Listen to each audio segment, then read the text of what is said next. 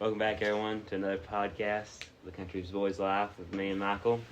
We got two co-stars with us today. We got Nathan Proctor. What's up?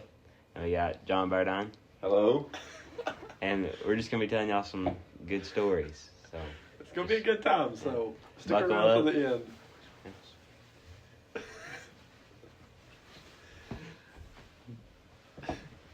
So we got some stories to tell. yeah, that's what we're hoping for. Yeah.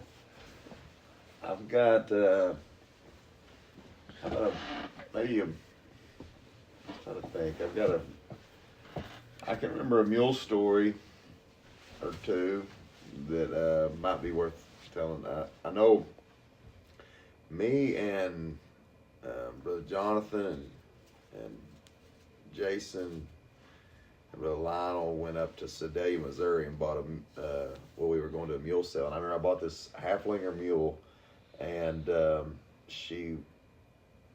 I think she was a 7-year-old, never been rode, and I took in to try to get her broke, and I rode her 2 or 3 times, and she was doing really good. Well, then I rode her off in the house one day, and she throwed me just out of the blue, and about the 7th or 8th ride, I think, is when she throwed me. But I rode her for a whole winter, and I remember me and my dad were riding. He was riding a foxtrotting horse, and Dad had been weaned off of mules a couple years before that, and I might tell that story if we got time. But so me and Dad were riding, and we crossed Dry Divide, and we were coming up in a pretty bad spot. Made it out of there, and we were riding up, and I had a lariat rope with me, and I'm not a team roper, I'm not any kind of roper, but I just had this lariat rope just playing with it. I was going to sell this mule, break it, and sell it, and I'm just trying to get her used to everything. So I was, you could rope a little bit off of it, just stuff that was, you weren't going to, she wasn't going to track nothing or anything like that, but you could rope something if you're sitting still, and it was. Anyway, so I roped a limb and a log, or a snag off of a log, and I was dragging it with her, and she would drag anything, but when I was dragging this limb, and I stopped her, and the limb didn't weigh that much, so I was going to reel it in to me and take the limb out of the lariat rope. When I started pulling that limb in, it didn't make sense to that mule, because she understood when she was pulling it, that thing moving with her. But whenever it started moving towards her without her moving, it spooked her. She started snorting, and I thought, I'll get her calmed down, and I'm not going to let her best me, is what I was thinking. So I keep reeling it in, and I'm trying to keep her grabbed. Well, she breaks in two, and she flies into bucking, and I remember it was real cold. She flies into bucking straight away from my dad, and this is hard to believe, but she literally bucked my overall galluses loose, and throwed me. When I hit the ground, I lost my cell phone. It come out the bibs, and buck stuff out of my pockets. But I've never had anything like that. But when I hit the ground, my overall bibs come down. My britches. She literally bucked my overall galluses loose, and I've never had anything like that. But I remember my dad's horse had been limping all that day, or not all that day, but for the last hour or so of our ride, he started limping, and I've been teasing him, saying, you need to get some of this hybrid vigor, and mules are tougher, and they really are, and they hold up better, and I was telling him, if you had a mule, you wouldn't have to deal with that limping. Well, when that mule throwed me, of course, I was banged up, and I asked my dad, I said, my dad told me, he said, you can keep that hybrid vigor all you want. He said, I'd rather my horse limp than me limp. So that was most definitely. That was one mule story there. Bucked his pants right off of it. Bucked his galluses. Bucked me out of my britches. I can tell quickly the story of my dad getting weaned off of mules. Dad's had horses his whole life, and my whole life we raised horses. Well, I bought a mule off Charles Dye and really liked it, and Dad found a good young mule, and he bought him one, and he liked his, and he was riding it. Well, his mule he was riding one morning, he went hunting, and he had a pack of dogs with him, and one of his dogs, a tree and walker male dog, got a dog called Bone Collector, but he was anyways, this walker dog got right in front of that mule and just kind of humped up, and that mule stepped on it. the dog we think the dog bit the mule on the foot, and the mule flew in the bucking. I wish Dad was here to tell it because he'd tell it better. But he said, Dad said that the mule is, it's bucking, bellering. I wasn't with him. Ronnie Watts was, but the mule's bucking. And Dad said that mule threw him so high that before Dad hit the ground, the mule was going back up again in the air. And it throwed him. And well, Dad told me about it that afternoon. I called him. I was at work, and he said that mule threw me, and I couldn't believe it because he's so gentle. But anyways, that dog had set it off. Well, I told him, I said, well, keep that mule caught. We're going riding tonight. We was going to go hunting. So I said, keep that mule caught, and we was going to meet some people up there and go, Jonathan and Dustin. And we meet, the mule's tied up from where we're going to ride off from. And that mule just tied up to the trailer, starts bellering and bucking, just tied up. And me and Dad talked about it. We knew it wasn't going to be good. Well, we go through there, and there's an old dog, old hog dog they called Grandma. And Grandma came behind that mule, and that mule kicked Grandma plumb through a web wire fence. I don't know how it did it, but the mule, it had it out for dogs after that one bit it. And so Dad rides that mule. We ride about an hour. We probably ride 30 minutes, and Dustin's mule flies into bucking. And it's at nighttime, so we had coon lights on her head, so I couldn't see what was going on. I could just hear Dustin's mule bucking, and I could see Dustin's coon light going up and down because he was kind of in a thicket away from me. I could tell it was bucking. Well, anyways, Dustin rode his mule. It didn't throw him. And we rode about another half hour, and Dad's mule flew into bucking. And I remember Dad come off of it pretty quick, and Dad said, I'm done. I'm ready to get out of here.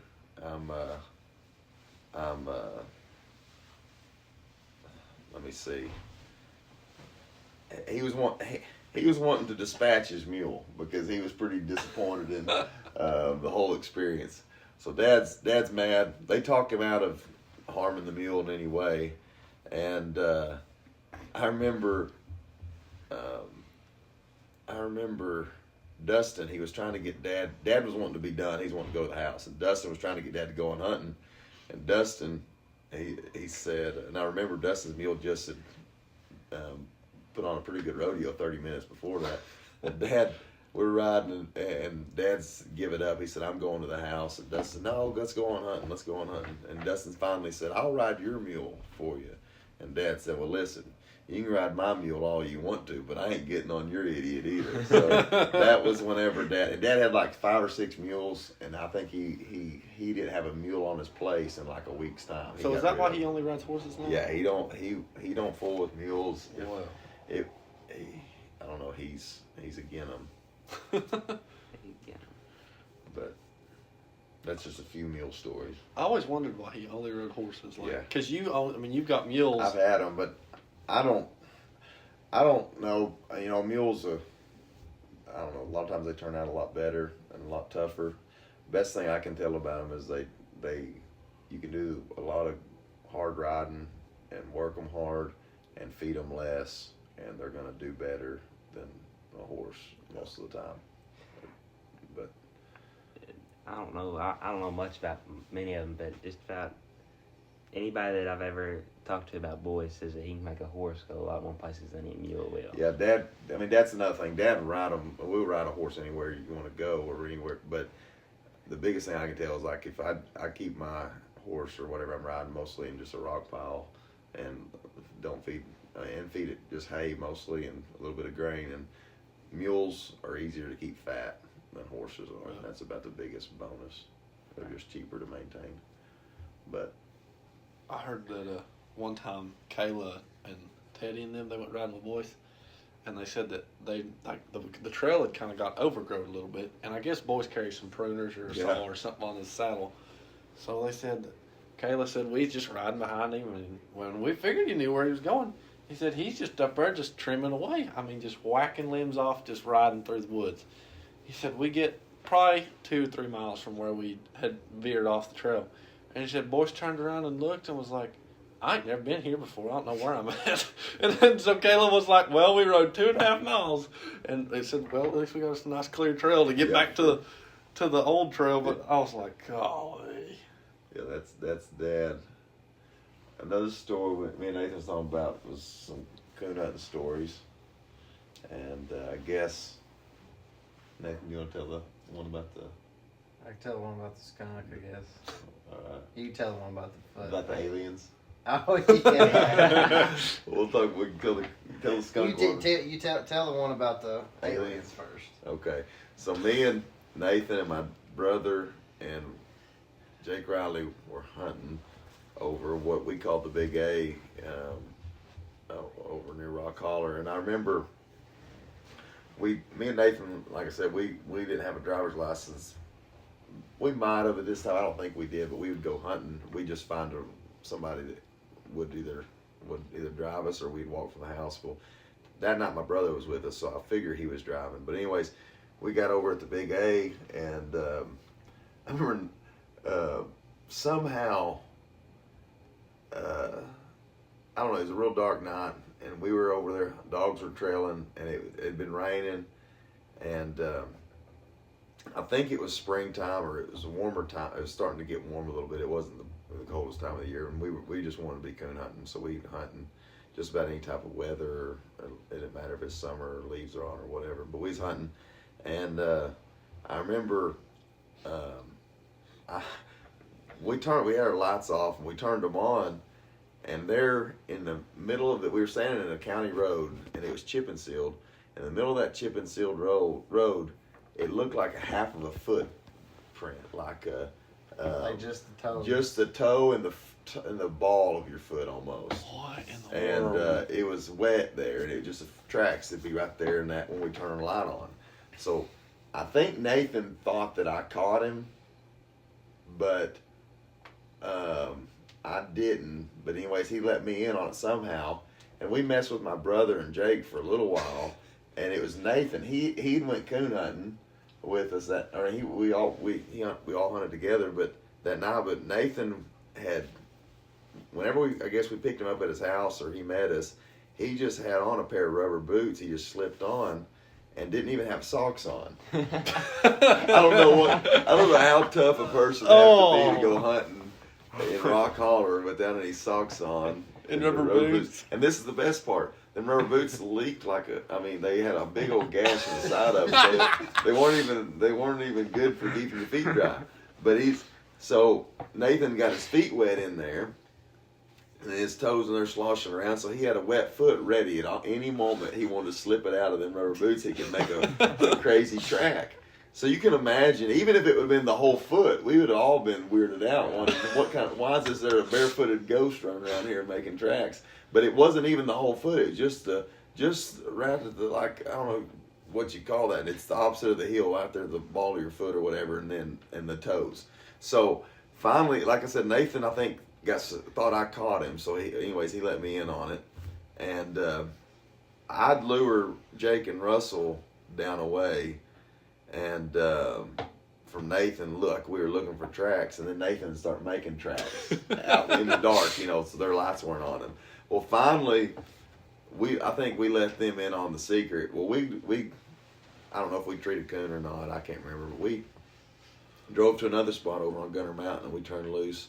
And when we got there, some of Hector's finest were gathered. They're hunting already. They already had their dogs turned loose, and that old cemetery. Yeah, that old campground cemetery. So me and Nathan, we cut loose, and this time we've got 3 of us working, helping Nathan get him distracted because we had different. So there may be somebody listening to this podcast one of these days and finally have them unsigned figured out. But we told them.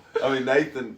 I remember it was so funny because Nathan started doing that. We'd lure them off, and Nathan started making tracks in the wet, and there was wet tracks. And they started making up stories. Other guys did about somebody getting hung. Yeah, people being hung out there in that cemetery, and haunted, and all. If they got to telling stories, scaring themselves about this, and the whole time we knew we hunted there for a little bit, and we loaded up, and we went on down to Either the next spot we were hunting or maybe went home. I don't remember, but I'll never forget that. So you told your brother? Yeah, my brother and Jake ended up finding, or we let them know about it before we got over there. We were laughing with them. Well, then when we got over there, we thought we'd keep going to see. So there was Hector's finest. Yeah, they thought it was. They didn't know it was aliens or what it was. But there's something making little wet tracks all over the. It would be weird to see was something it like that. A dry season too? No. No, it'd been raining, but the road was dry. Yeah, the road was dry. And it was paved in one place at least, and the other place was chip and seal, or they were both solid. But now that similar, I got this idea from Nathan that night. Me and Jonathan and Dustin and my dad were hog hunting one night, and I remember was down in Middle Fork, and I remember we dogs. We had a dog. We had one dog that wouldn't run anything but a hog, and when the dogs left out of there, about most of the dogs were running the hair off of something, and this other dog, he wasn't running opening with them, but he was running along with them. So we were confused about what it might be, because we knew if it was a deer, he would stay around. He wouldn't run with them. But this dog was running with them other dogs, but he just wasn't opening, like he was proud of what they were doing. But anyways, it wasn't right, whatever it was. So we was trying to figure out what it was, and they'd ran through a mud hole. There's around this private land we were hunting, there was a trail or road. So we rode up there to that trail, and there's a mud hole in it, right where the dogs came through, and we started walking up and down that road looking for tracks across the road, and I got up there away from them, and I slipped my boot off, and I made the biggest track I could make, and of course I had my light off when I did this, and I put my sock back on, and I at least had socks on.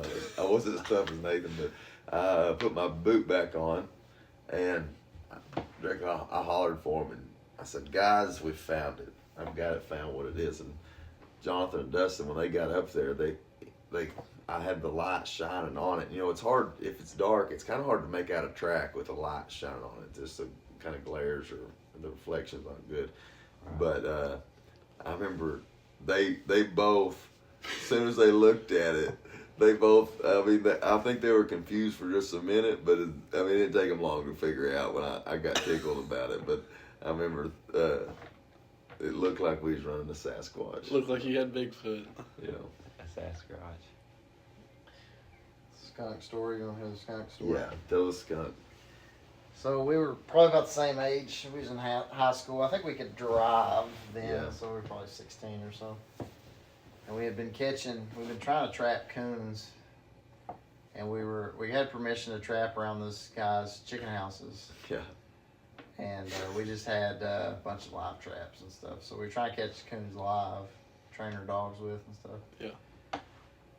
And so it was like the first time we went to check our traps, and we caught a skunk in one of them. So we're like, oh boy, how are we gonna do this? I think we had never caught a skunk, and I think we ended up just shooting it, didn't we? Yeah. And we were sitting there before we shot it. We were trying to think, well, how are we gonna? We shoot it in the head, shoot it in the body. We've heard this so many things, like they won't spray if you shoot them in the head. They won't spray if you shoot them in the heart. All this stuff. I think we just shot it in the head from a distance, and of course that thing sprayed like crazy. So after we're like, well, now what? So we're like, well, we gotta get out of the trap. So one of us or both of us, I can't remember, just went up there and real quickly dumped it out and got the trap. I think we might have took it somewhere else to reset it. But we could smell it, but then it was like, it didn't seem like it was that bad. It's like it goes away once it gets on you. Yeah. And so you don't smell it, but everybody else we does. went on about our business, went back to John's house, and we went inside, went through his back porch, but we went inside through the screen door, and his mom, Carolyn, was in there like cooking or something in the kitchen. We went in the living room, and it's all kind of open, right? And we just plopped down on the couch, and I flopped down on the rocking chair or whatever, and we were just, it's like maybe turn the TV on or something, and Carolyn's in there cooking. She's got her back turned. And all of a sudden, she just like turns and stops what she's doing. She's like, "Y'all get out of my house right now!" Oh no! And we're like, "What?" She's like, "Y'all get out of my house right now! What do y'all get into? Y'all smell like a skunk." We're like, "Oh, you can smell that? Yes, out." We didn't think he could So she, no way smell it. yeah. The And perfume had kind of nose blinded. so I remember she gave us a bunch of soap, and we went and stripped off in the pond and took a bath in the pond. Yeah. But, Then skunk story. I think that we ended up catching another skunk that we put a blanket over and we carried it to the Yeah, I pond. caught it next day, I think. And we carried it and dropped it into the pond with that blanket over it, and it never did get us. I mean, I think that would probably be the closest possible way if you need to get rid of a skunk. My grandpa, Papa Stanley, he always said drown them. And Yeah. It's a funny story about Josiah. So I don't know how he gets them from his trap to the 55 gallon drum that's full of water. I don't know how he gets them from there to there without getting sprayed, but then he puts them in there and drowns them. Well, so he'd have been having skunk problems in his garden, and he had that drum there, so he's catching them, drowning them in there. And I was standing there out there with him one day. I don't remember what he was talking about some plant he had out there. He's growing something he hadn't tried before. He's doing something to it, or I think this is when he's on his vinegar kick. So he's doing something with vinegar to him. I don't know. Vinegar could solve anything at this time, but we look over and the size of like playing with water, like a little kid would, we're playing with water. Oh. And he looks over at me. He says, "There, right there is the bucket I drowned that skunks in." Just I come over there and you can smell it on his hands. Just that skunk. Wet skunk on And he was, and if you know him, he don't say a whole lot. He laughed about that the rest of the day. He'd be sitting over there in his recliner, just sitting there and start laughing. He laughed about it. It was hilarious. Josiah was pretty disgusted about it. Josiah didn't think it was very funny. Another mule story. I was hunting back on Richland Wilderness, deer hunting.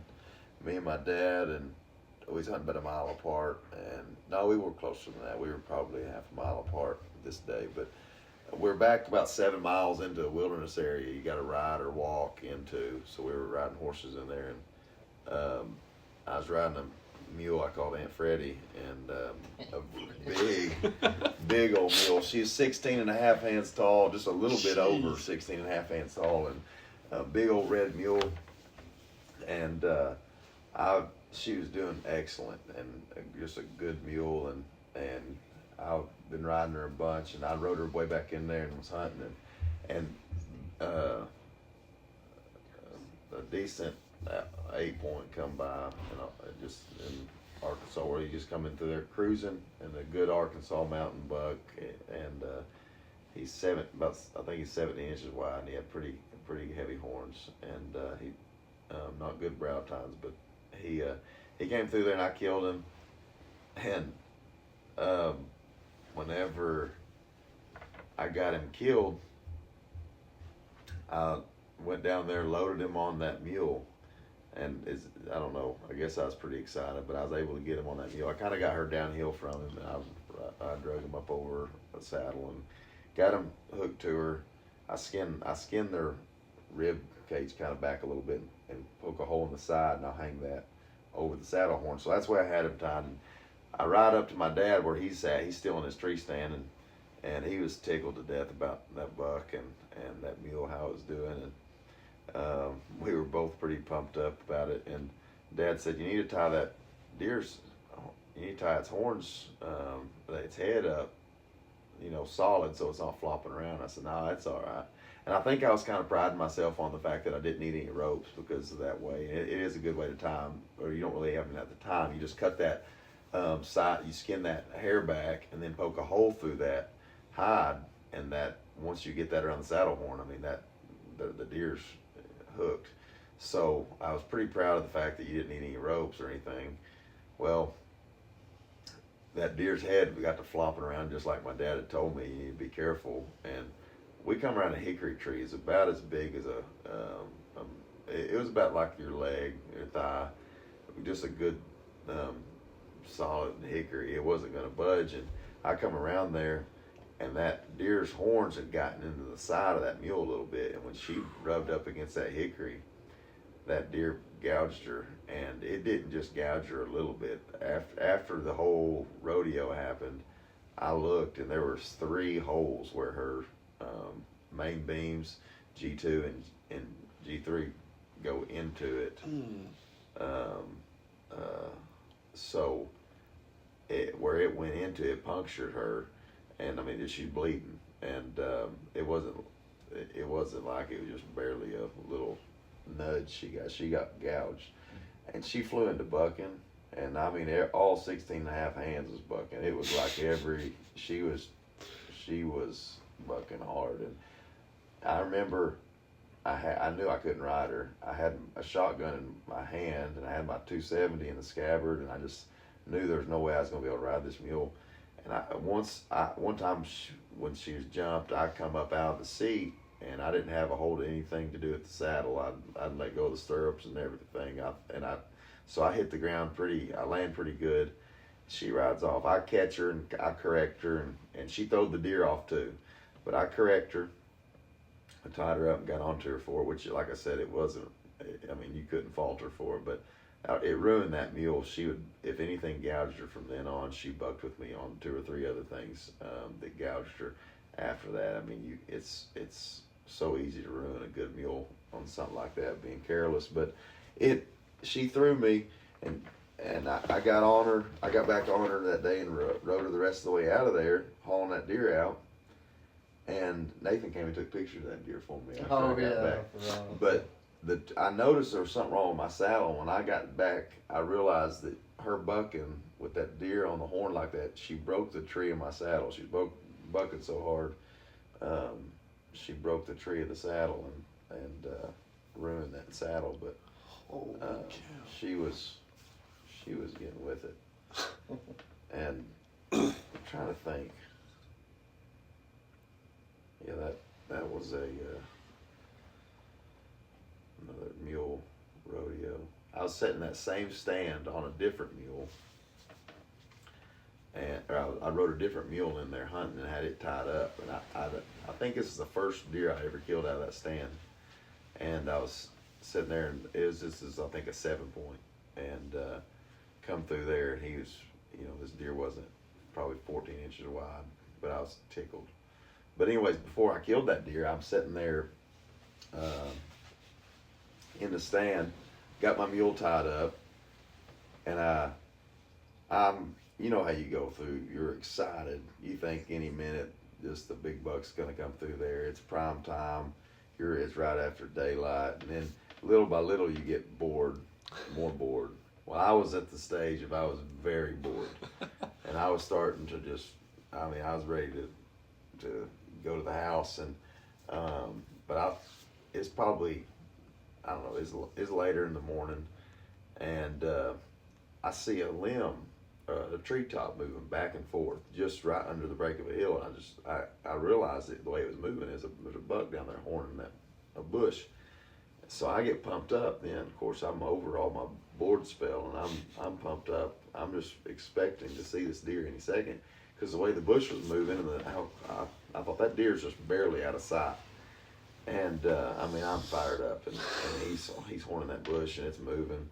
Well, I get my rifle up, and I start looking through my scope, thinking any second I ought to be able to see that deer. Never could see it. Well, finally I see the horns I can see the deer's horns through the scope. I just barely got a glimpse of antlers, and I said, well, that's a pretty good buck. So I was excited about it, and I was just any second knew I was going to get to see more of the deer. Well, finally I'm getting aggravated trying to look through the scope, so I look up over the scope, and when I do, the sunlight reflects and it kind of flashes or shines on my saddle right there. And what it was is I tied that mule up down there, and I didn't realize how close it was.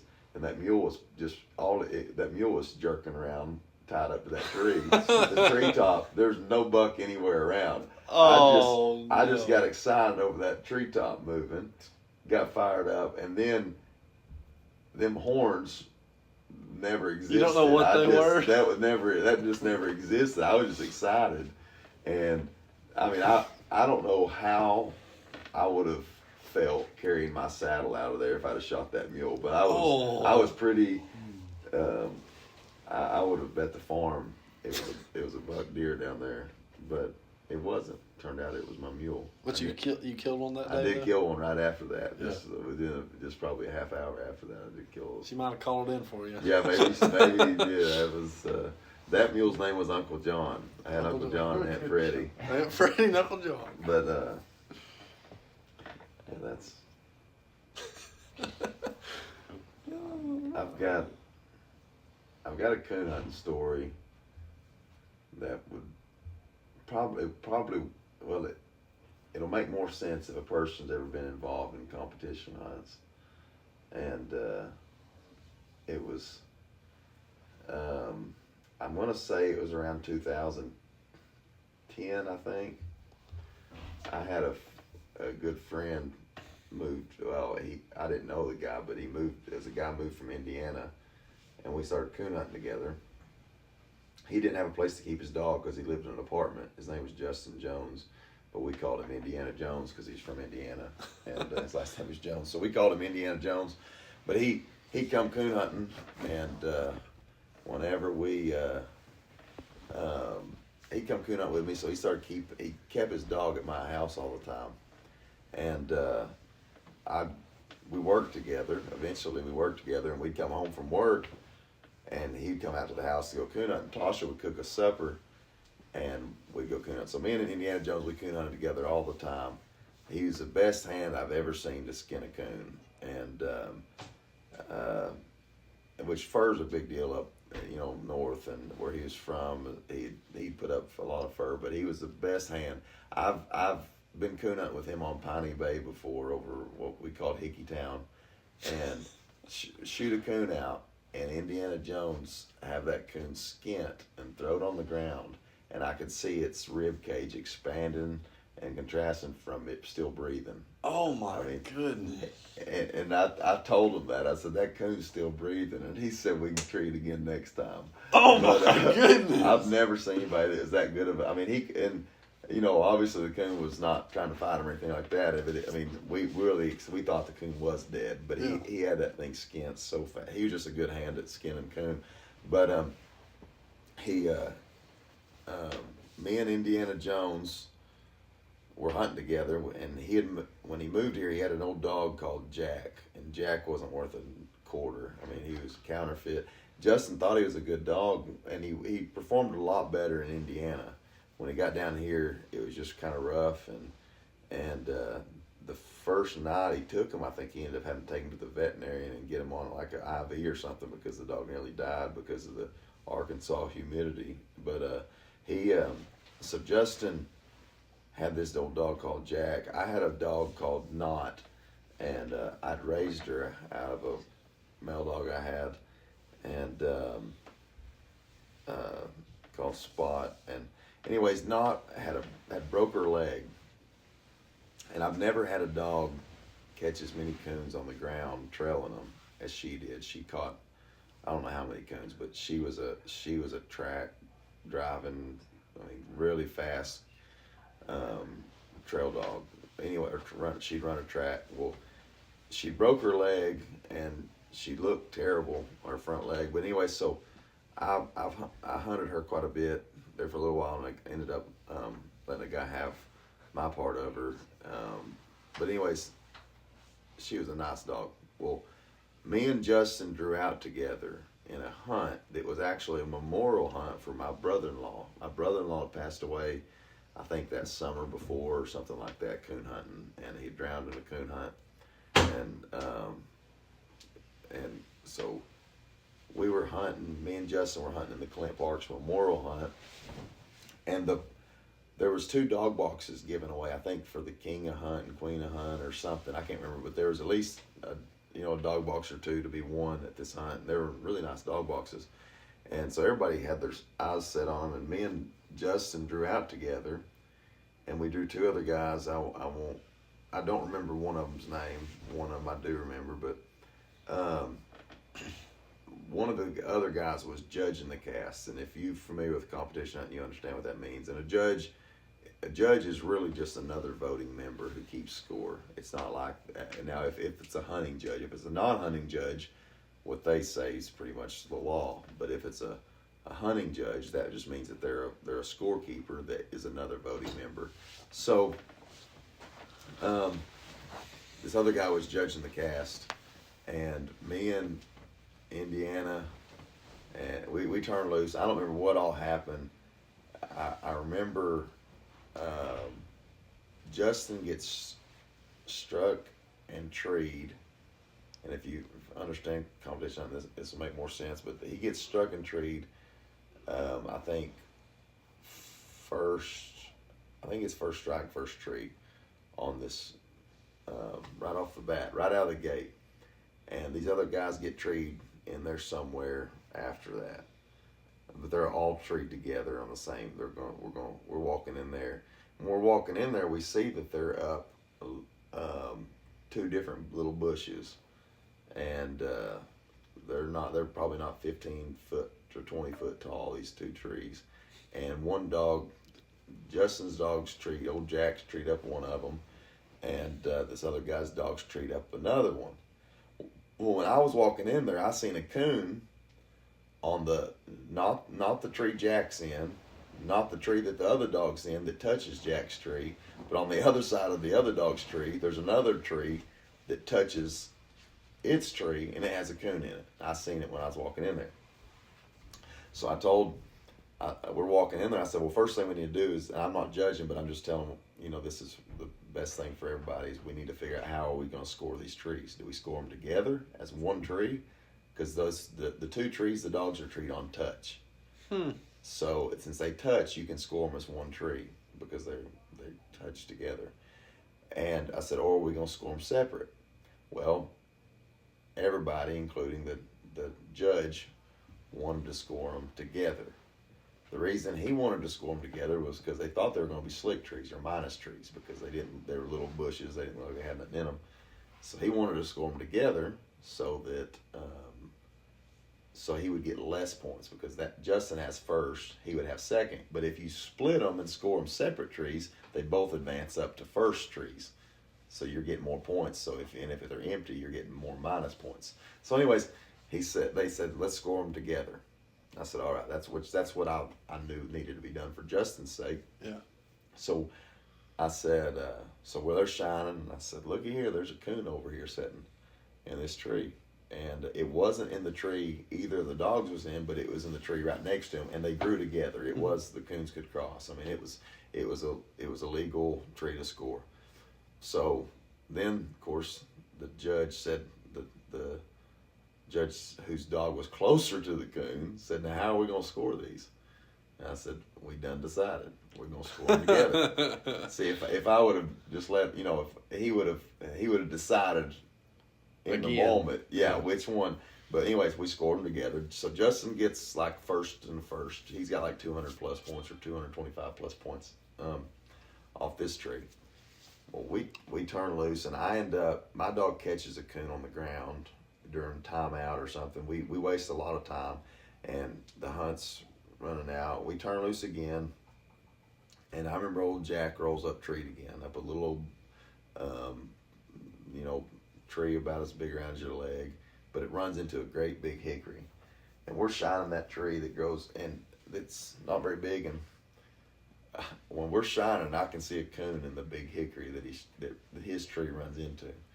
And I told the other guys after we shined for a little bit, they were saying, boy, it don't look good for him. I said, well, it goes into that other tree, don't it? And they admitted that it did, but while they're admitting that it did, I showed them the other coon, or I showed them a coon in there after they admit that it could have crossed out.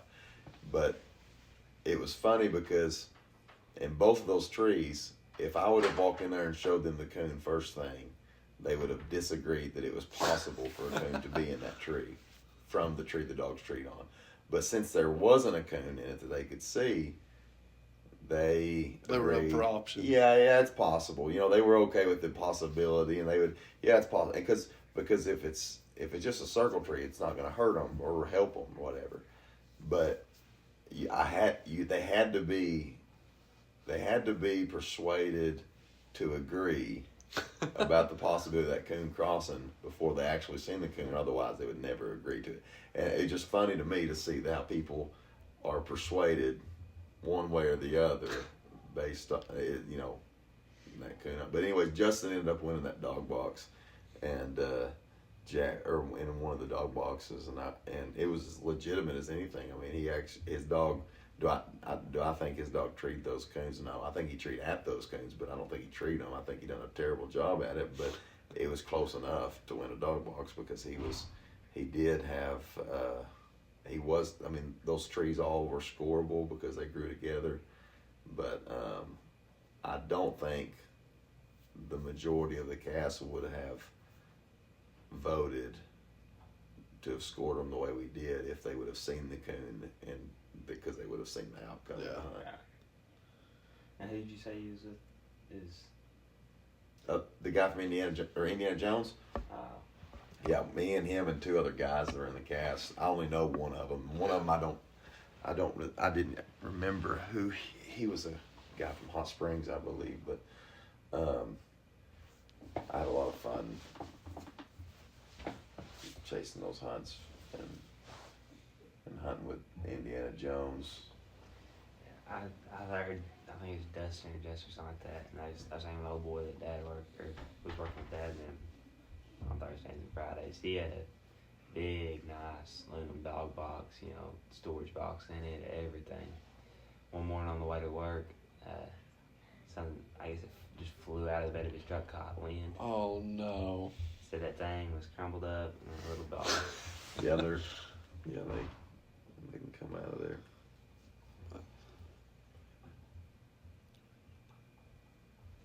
What else you got? How much time? We've got plenty of time. We can cut it here or we can continue, either one. I'm thinking of, there's not one I can think of. It's just, I don't really have any coon stories because I never go coon. I've never been coon hunting. I went a few times, and I never was listening to it. I remember another mule story is funny. Me and Jeremiah, Humphrey, and Jonathan were riding, and Jonathan had ended up buying the mule off of my dad that had throwed my dad those 2 times in that one day. The dog mule? Yeah, the dog mule. And Jonathan had bought it. Jonathan sent it to a couple trainers, and they'd worked with it. And I remember we were riding that day, or that night. There's a group of dogs with us, a pack of dogs. And Jonathan, that mule, we could tell it got aggravated when a dog ran by it or something. And Jonathan kind of got onto it, jerked its head around to correct it. And that mule flew into bucking with him, and I mean, it was making a hand. It was bucking hard. And what was so funny about it, and Jonathan will tell you if he was here, but it was bucking hard. Had its head down, just getting with it. And I could tell Jonathan was starting to get disheartened. I mean, it was pretty rough, and it looked like he was starting to get discouraged. And I started cheering for him. I said, "You're doing good. Keep riding. Hold on, you're doing good." I started cheering.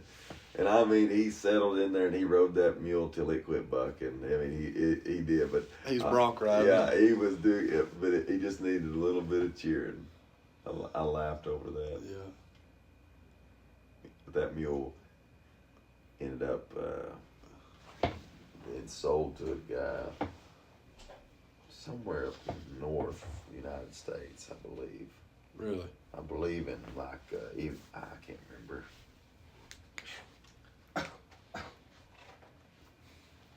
Man, that just rough. Anyway, Nathan, you got anything else? I can't think of anything right now. All right. He's had all kinds of stories before we started the podcast. Yeah, I know. Maybe if it wasn't 1 o'clock in the morning. Is it actually 1 o'clock? Time's just a number. Oh, yeah. Yeah, you're just a young buck. Yeah. You're only what? Anyway, y'all, I guess we'll cut it off here because everybody's getting a little sleepy. And thank y'all for listening. If you did, and like, subscribe, or whatever, and come back and be with us for the next one. I hope y'all enjoyed this. Yeah, we'll see y'all.